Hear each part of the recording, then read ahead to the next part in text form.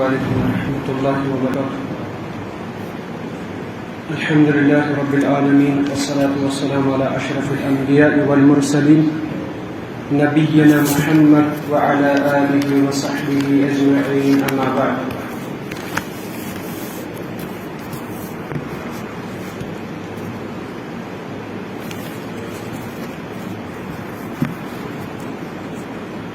آج کتاب التوحید کا درس نمبر 4 ہے. اس سے پہلے 3 درس ہوئے.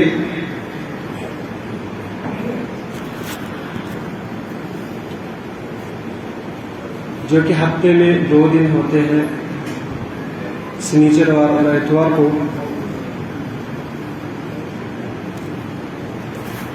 جو لوگ یہاں پر درس کے لیے بیٹھتے ہیں، میں اللہ تعالیٰ سے یہی امید کرتا ہوں کہ اللہ تعالیٰ ان کا یہ بیٹھنا قیامت کے دن نجات کا ذریعہ بنائے. اور مجھے معلوم ہے کہ آپ باشعور لوگ ہو، آپ لوگ کو ان مسائل کا علم ہوگا، لیکن اپنے استفادے کے لیے، ورنہ میں اس لائق نہیں سمجھتا ہوں کہ یہاں پہ بیٹھوں. اپنے استفادے کے لیے اور اپنے ایمان کی تحریک کے لیے ان دروس کا انعقاد کرتے ہیں. اور یقین مانو، جب ایک انسان اس طرح کی کتاب پوری پڑھ لیتا ہے، سنتا ہے، کم از کم اس کی زندگی میں ایک سکون ہوتا ہے. ورنہ زندگی تو کفار بھی گزارتے ہیں، لیکن مسلمانوں کو یہ فرق ہوتا ہے کہ جب انہیں کوئی مصیبت بھی آتی ہے تو بھی وہ اللہ تعالیٰ سے کوئی شکوہ شکایت نہیں کرتے، تو بھی اللہ تعالیٰ کی رضامندی ہی، اللہ تعالیٰ کو راضی ہی کرتے ہیں، کیونکہ انہیں معلوم ہوتا ہے کہ اللہ تعالیٰ نے ہمیں کس لیے پیدا کیا ہے اور کیا مقصد ہے ہمارا. ان دروس کا انعقاد اس لیے بھی کرتے ہیں کیونکہ یہ چیزیں ہم جمعہ میں یا اجتماعات میں نہیں سن پاتے، کیونکہ اتنا وقت نہیں ہوتا. تو کل کے درس میں مؤلف رحمہ اللہ نے ایک آیت ذکر کی تھی، اسی کا ہم نے تذکرہ کیا.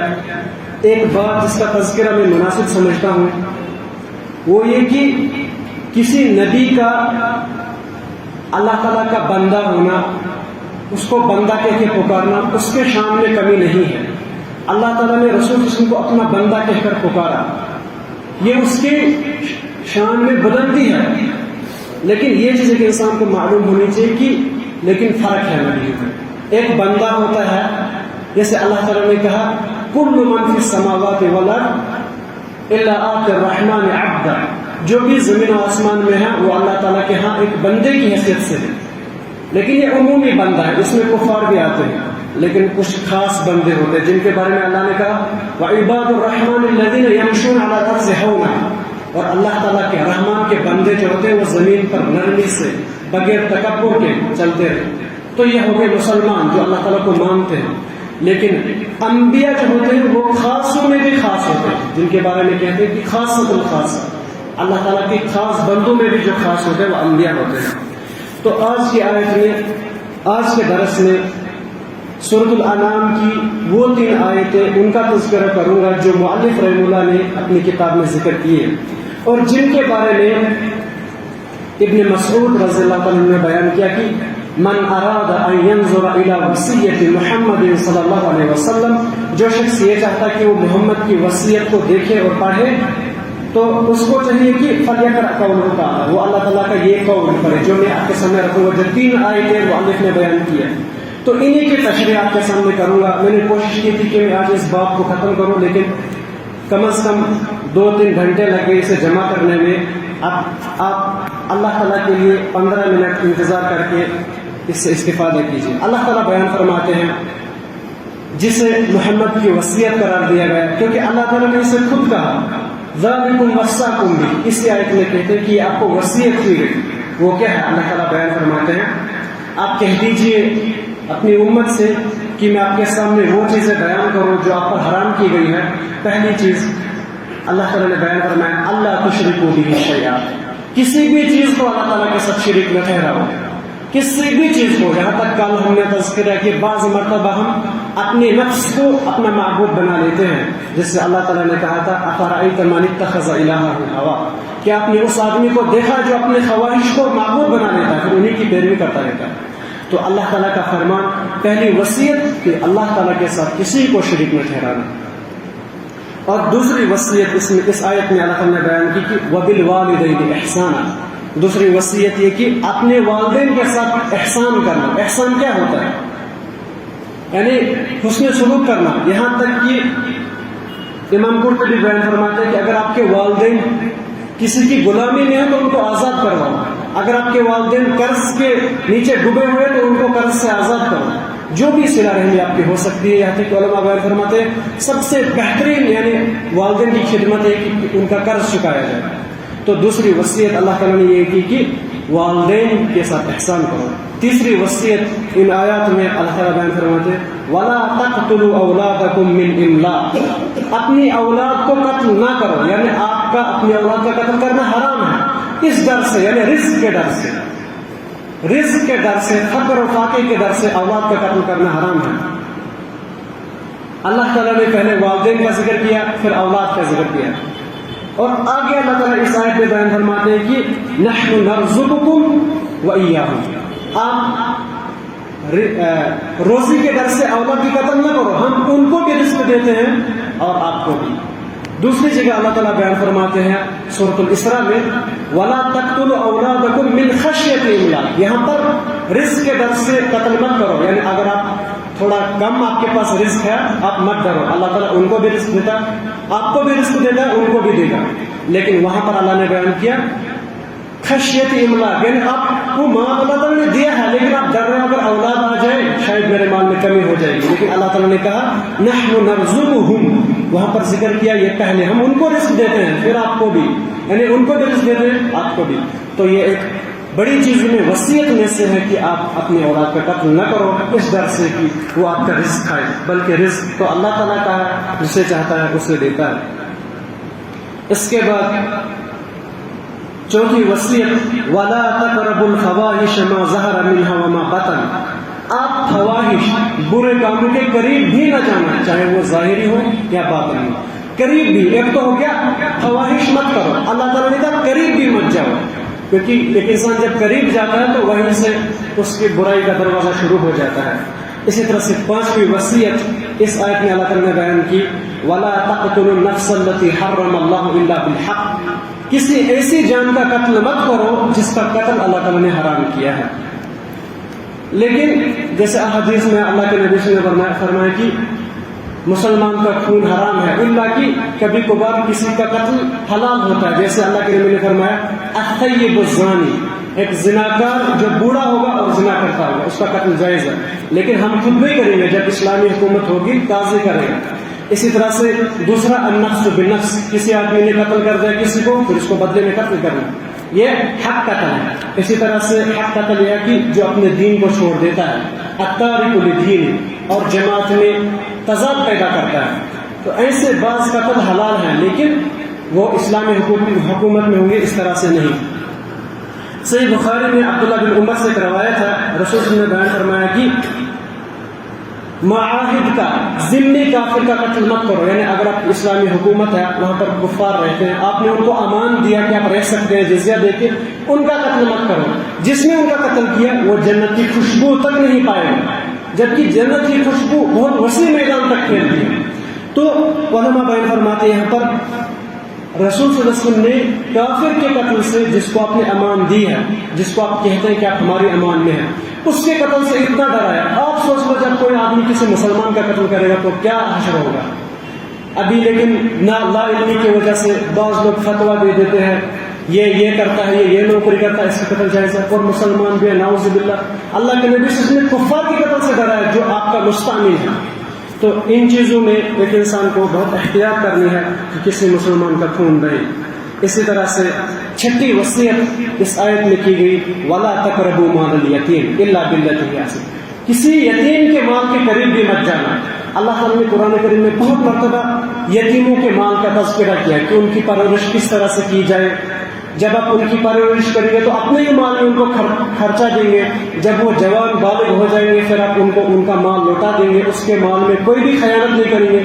تو یتیم کا مال کھانا کبائر میں آتا ہے، اور اللہ کے نبی نے اور اللہ تعالیٰ نے نبی صلی اللہ علیہ وسلم کے زبانی یہ وصیت کی کہ آپ کسی مال یتیم کے مال کے قریب بھی مت جانا الا کہ احسن طریقے سے. احسن طریقے سے یعنی جب اسے ضرورت ہو تو اسی کے مال میں سے خرچ کرو, اسی پر خرچ کرو. اسی طرح سے 7ویں وصیت جو اس آیت میں کی گئی, اللہ تعالیٰ بیان فرماتے وَأَوْفُوا الْكَيْلَ وَالْمِيزَانَ بِالْقِسْطِ, جب آپ ناپ تول کرو گے برابری, یعنی جب دو گے تب بھی برابر دو, لو گے تب بھی برابر لو, کیونکہ اللہ نے بیان فرمایا وَيْلٌ لِّلْمُطَفِّفِينَ, جو ناپ تول میں کمی کرتے ہیں ان کے لیے ویل ہو. جب وہ لیتے ہیں تو برابر لیتے ہیں لیکن دینے کے وقت کم دیتے ہیں. تو یہ اتنا برا کام ہے, اللہ تعالیٰ نے قوم شعیب کو نیست نابود کر دیا کیونکہ وہ ناپ تول میں کمی کرتے تھے. تو بعض مرتبہ ایک انسان سوچتا ہے ناپ تول میں کمی شاید یہی ہوگی کہ میں کچھ تول کے دوں, لیکن کبھی کبھار زبان کے ذریعے سے نہیں ہم ناپ تول میں کمی کریں گے. کسی آدمی کو زیادہ حق دے دیں گے اور کسی کو کم دیں گے, اپنا ہوگا اس کو زیادہ دیں گے, یا حقوق تقسیم کر رہیں گے تو خود کو زیادہ دیں گے. تو ناپ تول میں کمی کرنا ایک بہت بڑا گناہ ہے جس کے بارے میں اللہ نے کہا کہ اس میں برابری کا خیال رکھیں. 8ویں وصیت جو اللہ تعالیٰ نے کی وَإِذَا قُلْتُمْ فَاعْدِلُوا, جب آپ بات کہو تو عدل کے ساتھ کہو.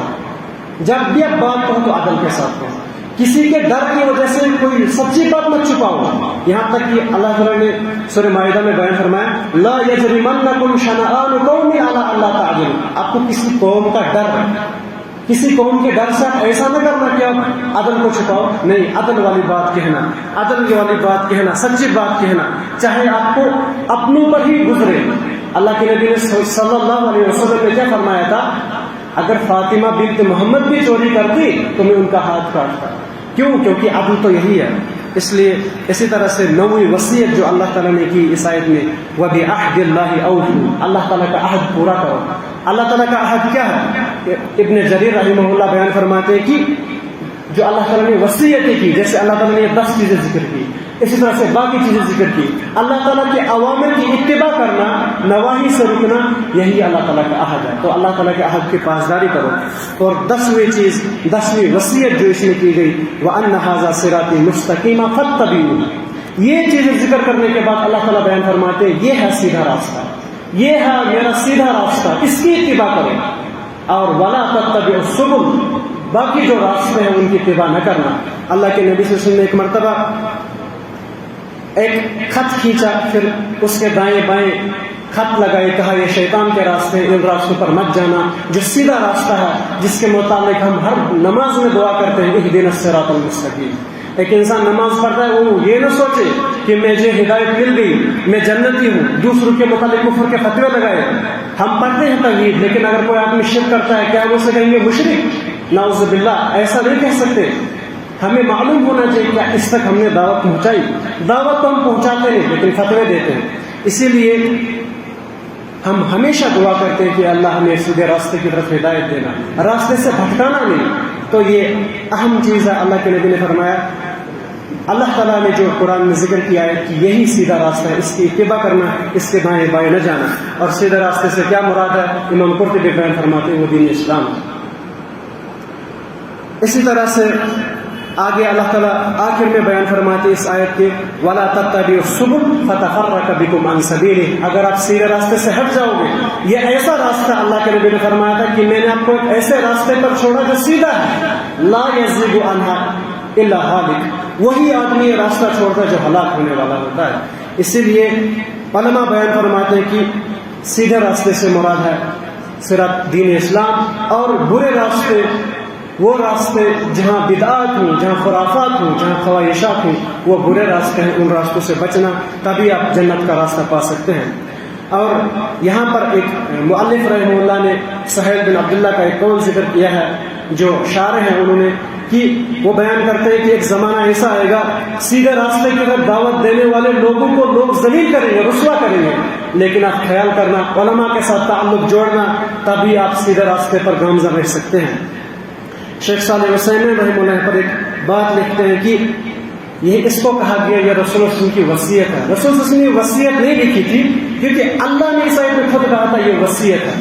اس کی اہمیت بڑھانے کے لیے, اس کی اہمیت کو ظاہر کرنے کے لیے ابن مسعود نے کہا یہ اللہ تعالیٰ کی وصیت ہے، اور جو آدمی ان آیت پر غور کرتا ہے، عمل کرتا ہے، اسے 3 چیزیں حاصل ہو جاتی ہے۔ ایک یہ کہ جب وہ تدبر کرتا ہے، ایک کہ اسے عقل ٹھکانے آ جاتی ہے، دوسری چیز وہ نصیحت حاصل کرتا ہے، اور تیسری چیز اسے تقویٰ حاصل ہو جاتا ہے۔ اللہ تعالیٰ سے دعا ہے کہ اللہ تعالیٰ ہمیں ان تمام چیزوں سے بچنے کی توفیق عطا فرمائے، اور احسن طریقے سے عمل کرنے کی توفیق عطا فرمائے، اور توحید پر عمل کرنے، اس کی دعوت دینے، اس پر صبر کرنے کی توفیق دے۔ اقول قولی ھذا استغفر اللہ لی ولکم ولسائر المسلمین۔